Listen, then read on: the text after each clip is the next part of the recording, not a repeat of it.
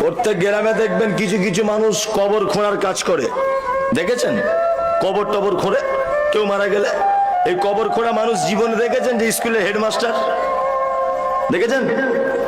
গ্রামের সব থেকে ধনী লোক, পাড়ায় সবার মায়ের খালার ফুবুর কবর খুঁড়ে খুঁড়ে বেড়ায়, এই গ্রামের সব থেকে ধনী লোক দেখেছেন? দেখেননি? এই যে আগে বলেছি গরিবরা 500 বছর আগে জান্নাত যাবে, এই দেখুন দেখুন গ্রামের 3-4টে লোক আছে, গ্রামে যেই মারা যাক, মৃত মানুষের লাশ এখনো হসপিটালে, তাদেরকে বলতে হয় না, তারা দেখবেন কোদাল ঝুড়ি নিয়ে কবরের স্থানে পৌঁছে যায়। আছে না? আছে।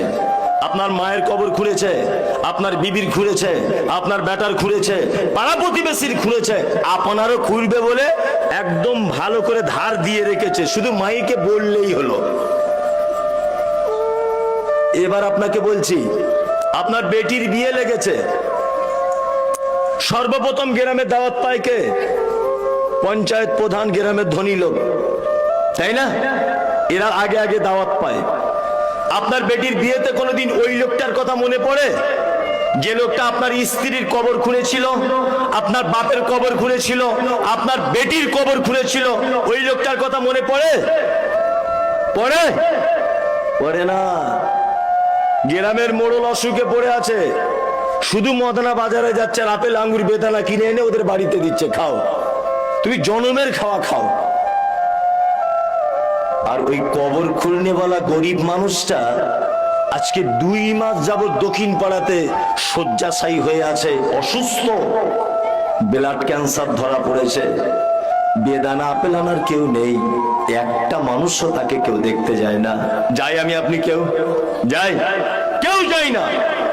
আজকে থেকে বলে দিয়ে গেলাম, অসুস্থ মানুষকে দেখতে যাবেন, অবশ্যই দেখতে যাবেন।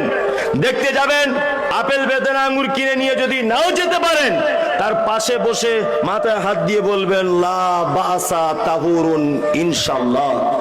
মামু, ভাই, খালা ইত্যাদি যাই হোক, তুমি টেনশন করো না, আল্লাহ তোমাকে ভালো করে দেবে।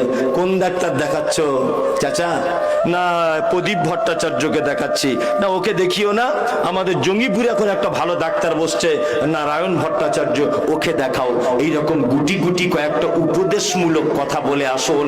আল্লাহ নবী সাল্লাল্লাহু আলাইহি ওয়াসাল্লাম বলছেন, সন্ধ্যাবেলা যদি কেউ যায় সকাল হওয়া পর্যন্ত, সকালে যদি কেউ যায় সন্ধ্যা পর্যন্ত, এই 2টা ফেরেশতারা আসমান থেকে তার জন্য দোয়া করতে থাকে যে আল্লাহ অসুস্থকে তো ভালো করবে, যে দেখতে গেছে তাকে আগে ভালো করে দাও। লাভ হলো না লস হলো? লাভ হলো। ওয়ায়াদাতুল মারিজ ওয়া ইত্তিবাউজ জানাইজ। কেউ মারা গেলে জানাজা পড়তে যাবেন। কি বলছি বুঝতে পারছেন তো? হ্যাঁ, তবে একটা কথা বলে দিচ্ছি মাঝখানে, জানাজা পড়বেন, জানাজার 2টো পার্ট, একটা হচ্ছে জানাজার সালাত আদায় করা, আর একটা হচ্ছে মাইয়াতকে মাটি দেওয়া। এই 2টো পার্ট, তাই তো? কেউ যদি শুধু জানাজার সালাত আদায় করে 1 কেরাত সমপরিমাণ নেকি পাবে। 1 কেরাত মানে ধরে নেন একটা উহুদ পাহাড়ের সমান। কেউ যদি মাটিটা দেয় 2 কেরাত, আর 1 কেরাত মানে টোটাল 2 কেরাত, 2টা উহুদ পাহাড়ের সমান নেকি পাবে।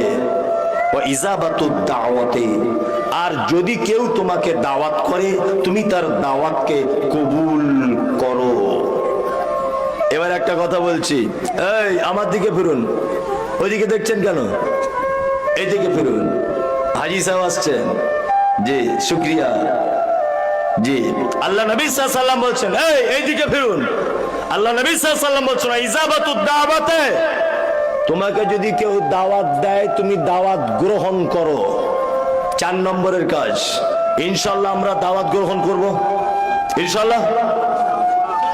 ইনশাআল্লাহ একটু জোরেই বলছে লোকে, দাওয়াতের ব্যাপার আছে, আর গরুর গোস্তের ব্যাপার থাকলে ইনশাআল্লাহ তো হবেই। কিছু কিছু জলসাতে আমি দেখি যেখানে খাওয়া দাওয়ার ব্যবস্থা থাকে ডেলিগেটেড, মানে প্যান্ডেল চিড়ে দিচ্ছে একদম, মানে জীবনে মনে হয় খাই নাই। আজকে প্রথম গরুর গোস্ত দেখেছো? জি, একটা ভদ্রতা বলে, শৃঙ্খলা বলে একটা জিনিস নেই, সেইটুকু নেই, মানে মারামারি লেগে যাচ্ছে একদম। দাওয়াত দিলে গ্রহণ করবেন, তবে বৈধ দাওয়াত, অবৈধ দাওয়াত নয়। কিছু অবৈধ দাওয়াত আছে আপনাদের এখানে, হয় না? হচ্ছে কি হচ্ছে না? হচ্ছে। তা আপনাদের এখানে চামড়া কাটার অনুষ্ঠান করে হয়? কিছু কিছু লোক করে যাদের টাকা পয়সা হয়েছে একটু, তাই না? হ্যাঁ, ওই যে প্রথমেই বলেছি কি ছিনু আর কি হনু, যাদের টাকা হয়েছে ওরা ভাবে আমরা যেমন